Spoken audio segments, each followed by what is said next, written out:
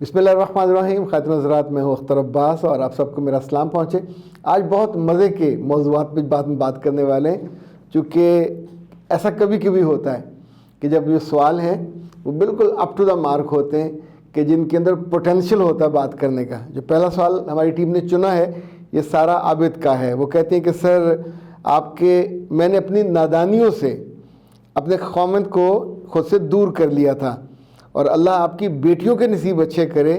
آپ کے مخلصانہ مشوروں سے میں نے اپنے پورے طرز عمل کو ریوائز کیا، رجوع کیا، اور بہت مجھ میں تبدیلی آئی ہے.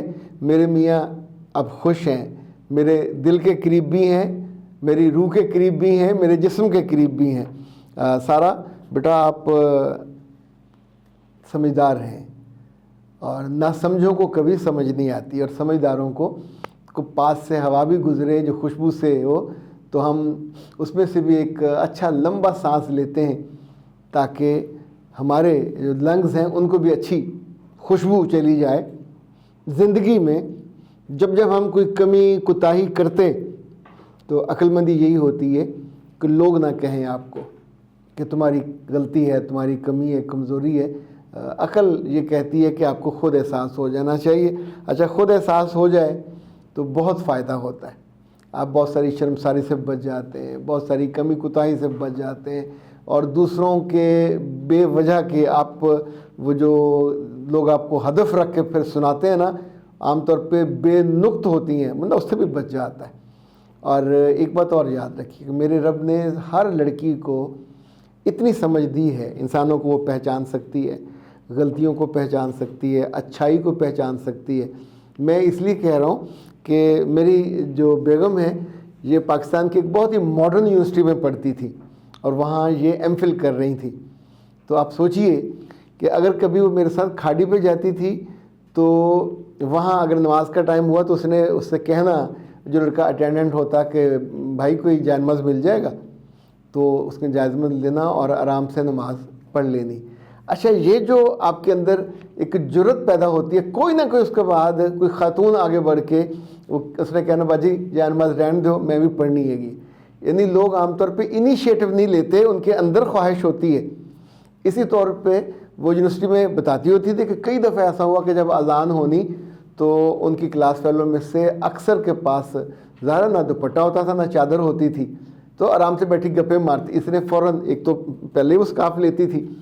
تو اچھا، جو آپ اہتمام کرتے ہیں اور کسی کو اس کا ذکر کرتے ہیں، یا آپ سوچیں اتنی ماڈرن لڑکی ہو اور پانی پینے لگے کولر سے اور لے کے اپنے گلاس میں اپنے تھرمس میں بیٹھ جائے، تو اس کی دوست کا تمہیں کیا مسئلہ ہے، تم کیوں بیٹھ جاتی ہو؟ تو وہ کہے کہ اس لیے کہ اللہ کے رسول صلی اللہ علیہ وسلم کو یہ پسند تھا. اچھا، اب سوچئے کہ یہ جملہ کہیں نہ کہیں اسی طور پہ وہ جب بھی وائوے پہ جاتی تھی، جب بھی اگزام پہ جاتی تھی، تو وہ ہمیشہ دعا پڑھتی تھی، اللہم لا سہلا الا ما جعلتہ سہلا وانت تجعل الحزن اذا ما شئت سہلا. کتنی ہی لڑکیوں نے دھیرے دھیرے، اچھا بعد میں سنا کہ کہنا کہ اس دعا کی وجہ سے میرا وائوا بہت اچھا ہوا، میں نے جو اس کی کرنی ہوتی ہے جب آپ فائنل اس کو ڈیفینس کرتے ہیں وہ بہت اچھا ہوا. تو جو ساتھ والی ایون بعد ان کی ٹیچروں نے بھی کہنا کہ وہ جو آپ کے پاس دعا تھی وہ تو وہ اب بھی اس سے کئی لوگ رابطہ کرتے ہیں، ان کو وہ دعائیں بھیج دیتی ہے. اب یہ چیز دھیرے دھیرے آپ کی قوت بن جاتی ہے. گھروں میں خوبصورتی جو ہے عورتوں کی اللہ کی قربت کی وجہ سے، اس کا اظہار نہیں ہوتا، نہ اس کے آپ نعرے مارتے ہیں، پر اگر آپ لیتے ہو سر پہ دوپٹہ اذان کے وقت تو اللہ کو پسند ہے، تو جو آپ کے ساتھ والی وہ بھی لینا شروع کر دیتی. اسی طور پہ جب آپ بدتمیزی کرتے ہو تو آپ کے بچے بھی دیکھتے ہیں کہ اچھا یوں کرنا ہے، تو وہ بھی بدتمیز ہو جاتے ہیں. جس بات کو صدقہ جاریہ کہا جاتا ہے یا گناہ جاریہ، یہ دونوں الگ الگ ہیں. ایک آپ اچھا کیا تو جس نے آپ سے اچھا سیکھا وہ صدقہ جاریہ ہے، جس نے آپ سے غلط سیکھا وہ گناہ جاریہ. ہم جہاں بھی ہوں، لڑکیاں خاص طور پہ، لڑکوں کا میں یہ نہیں کہہ رہا، چونکہ میرے پاس دلیل بھی ہے، مثال بھی ہے. تو جب آپ یکسو ہوتے ہیں، مجھے نہیں یاد پڑتا ہم کبھی لمبی سیر پہ گئے ہوں، مری گئے ہوں، خانسپور گئے ہوں، یا آگے پہاڑوں پہ گئے ہوں، دیکھیں وہاں تو کوئی آپ کے آس پاس جانے والا بھی نہیں ہوتا، پر میری وائف نے وہاں بھی کبھی نماز نہیں چھوڑی. اور میں اس کو اس طور پہ اپریشیٹ نہیں کر پاتا، لیکن یہ کہ میں دل سے اس کی بہت قدر کرتا ہوں، بہت عزت کرتا ہوں، چونکہ اس کی وجہ سے جو اس کے ملنے جلنے والے ہیں یہ خاموش ہوتی ہے، نہیں آپ اس کو فالو کرتے، اور میرا خیال ہے اس کا اجر زیادہ ہوگا۔ اچھا جی، یہ مس خان یا مسز خان یہ کہتی ہیں کہ سر اگر خاوند کا تعلق باہر کسی اور سے ہو اور مجھے یقین ہو تو اور میرا خاوند بھی اس تعلق کو قبول کر لے اور پھر کہے کہ آئندہ نہیں رکھوں گا، تو میں اس پہ کیسے اعتبار کروں؟ بیٹا نہ کریں، اعتبار نہ کریں اور اپنی زندگی کو آگ لگا دیں۔ اس سے زیادہ آسان حل کیا ہے؟ یعنی کچن میں کوئی چیز نہیں ہے اور آپ اس کے ڈھونڈتے ہوئے مایوس ہو کے پھر تک کر کے تیلی لگاؤ اور اس پہ چھڑک دو تو کیا فائدہ ہوگا؟ خاوند آپ کا ہے، کمی آپ کی طرف ہے، کمزوری بھی آپ کی طرف ہے۔ اگر آپ اس کو انگیج کرتے، اپنے ساتھ جوڑے رکھتے، مرد پاگل نہیں ہوتے، نہ اب نارمل ہوتے۔ گھر پہ بہت اچھا کھانا ہو، لوگ باہر کھانا کھانے نہیں جاتے۔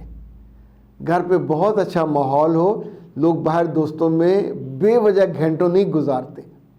اب آپ سوچئے، میں ہفتوں اپنے دوستوں کی طرف نہیں جاتا۔ I'm very happy at my home with my kids, with my wife. Even 5 بلیاں ہیں ہمارے پاس، اور جب صبح میں اپنے آفس کے لیے اپنے کمرے میں جاتا ہوں تو میرے بیڈ پہ ان میں سے کم 4 ہیں جو استراحت کر رہی ہوتی ہیں۔ انہیں کھانا چاہیے ہوتا تو میرے پاؤں میں، اچھا ایون اس میں 2 ایسی ہیں جو میرے یہاں زانو پہ آ کے بیٹھ جاتی ہیں، اور پھر جب تک انہیں پیار کر نہ لیں تو وہ پیار لیتی ہیں۔ اب اس کو بھی پتہ ہے کہ مجھے پیار کیسے لینا ہے۔ جب میں زیادہ خوش ہوں میں اس کو دودھ بھی ڈالوں گا، ظاہر ان کے لیے بسکٹس آتے ہیں، ان کے جو سیڈز ہوتے ہیں اچھا خاصے مہنگے ہوتے ہیں، پر ہم ایڈوانس میں 1-2 ہفتے کے منگوا کے رکھتے ہیں کہ کبھی ان کو دقت نہ ہو۔ اب آپ سوچئے کہ مرد کے اندر یا نارمل انسانوں کے اندر اتنی حسیات ہوتی ہیں محبت کی، اپنے بچوں کے معاملے میں، اپنی بیوی کے معاملے میں، اپنے گھر کے معاملے میں۔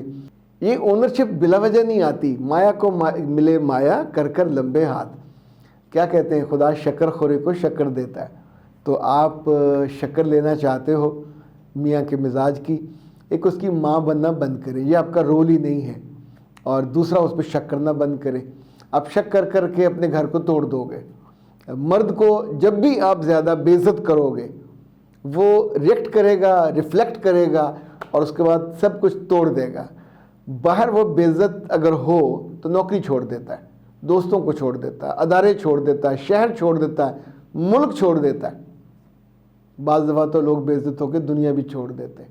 تو آپ سوچو، آپ اس کی زندگی میں آئے تھے خوشی کے لیے، آپ اس کی زندگی میں آئے تھے اس کا لائف پارٹنر بننے کے لیے، اور آپ ہر لمحے اس کو سامنے بٹھا کے اس کی تفتیش کرو اور اس سے ضمانتیں لو اور گارنٹیاں لو۔ آپ کا نوکر تھوڑی ہے وہ آپ کا ملازم بھی نہیں ہے، وہ آپ کو جواب دہ نہیں ہے، جواب دہ آپ اس کو ہو، یہ بات یاد رکھیے گا۔ یہ رشتہ ویسا نہیں ہے جیسے آپ سمجھ رہے ہو۔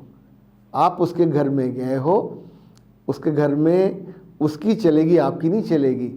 ہاں، جب آپ محبت کر کے اس کا دل جیت لیتے ہو تو پھر مہریں آپ کی لگنی شروع ہو جاتی ہیں، اس کے بنا نہیں۔ اس کے بنا یہ نری ڈیمانڈ کرنے والے جو دفتروں میں کام کرتے ہیں، کبھی ان کی سنی جاتی ہے؟